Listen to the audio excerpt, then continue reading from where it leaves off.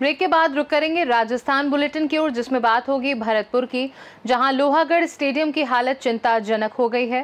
साथ ही बात होगी चूरू की, जहां पांडे शिवालय में शिव भक्तों द्वारा बाबा महादेव का श्रृंगार कर रोज रात 12 बजे पूजा की जाती है। ऐसी तमाम खबरों पर विस्तार से होगी चर्चा।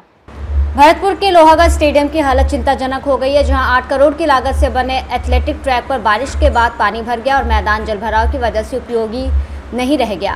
भरतपुर सहित धौलपुर, करौली और सवाई माधोपुर से सैकड़ों युवा भर्ती परीक्षाओं की तैयारी कर रहे हैं, लेकिन यहां सुविधाओं का अभाव दौड़ने तक नहीं देता। कई खिलाड़ी पहले भी कुछ अंकों से भर्ती से चूक चुके हैं और कुछ कर्ज लेकर यहां रहकर मेहनत कर रहे हैं, लेकिन खराब स्टेडियम की वजह से हौसले टूट रहे हैं। पीने के पानी और शौचालय की व्यवस्था ना के बराबर है, जिससे प्रैक्टिस पूरी तरह ठप हो गई है।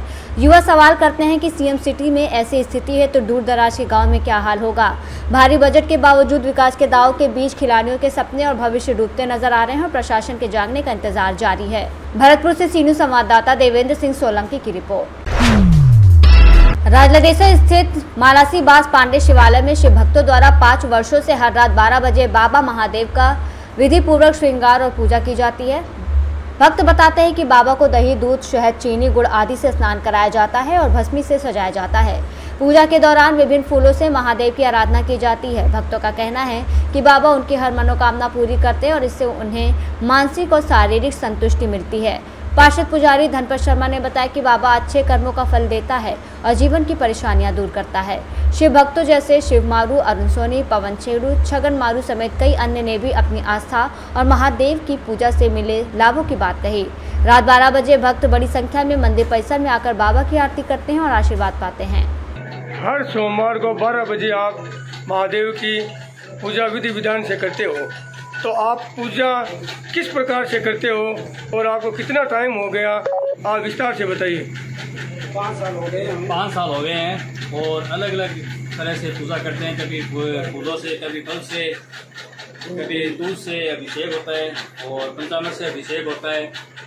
नित्य रात्रि को यह कार्यक्रम होता है। भगवान शंकर के जो पसंदीदा फूल है, पौधे हैं, उनसे भी अभिषेक करते हैं।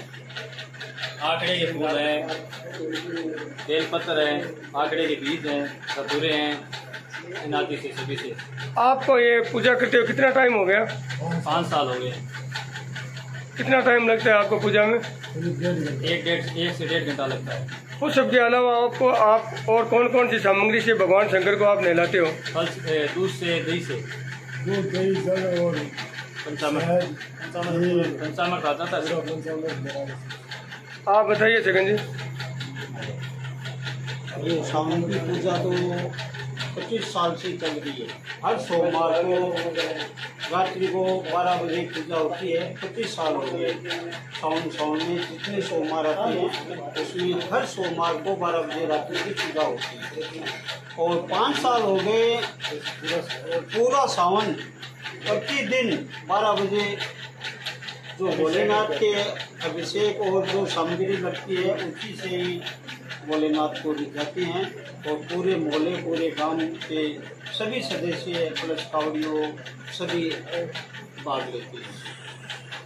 आप इतने टाइम से पूजा कर रहे हो तो आपने कुछ चमत्कार देखा या कुछ कोई खासियत देखी तो उसके बारे में आप बताइए। चमत्कार ही चमत्कार है। चमत्कार को नमस्कार है। चमत्कार को नमस्कार है और मन में शांति और जीवन का तो मन की इच्छा तो है ही, लेकिन सब कुछ बोलने में जो मांगते हैं वो मिल जाता है भोलेनाथ से। और राजलदेसर का यही शिवलिंग है जहाँ पे जो मांगते हैं वो मिल जाता है। ओ शंकर भगवान की जय हो।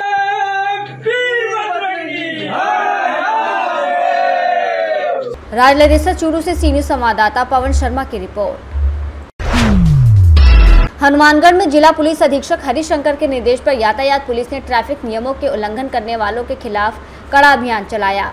यातायात थाना प्रभारी अनिल चिंदा के नेतृत्व में सोमवार को विभिन्न जगहों पर बुलेट मोटरसाइकिल से पटाखा जैसी आवाज निकालने वाले 10 बाइक चालकों के वाहन जब्त किए गए।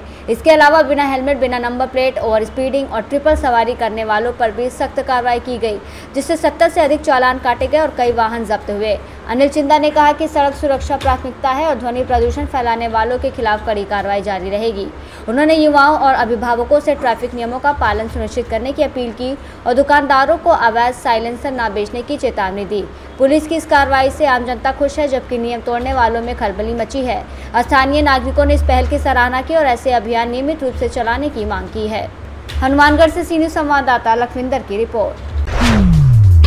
हनुमानगढ़ की टाउन पुलिस ने 2 साल 4 माह बाद श्रीगंगानगर जिले के 5,000 रुपए का इनामी और कई एनडीपीएस मामलों में वांछित 40 वर्षीय पूर्णराम उर्फ पूर्ण अघोरी को उज्जैन से गिरफ्तार किया है।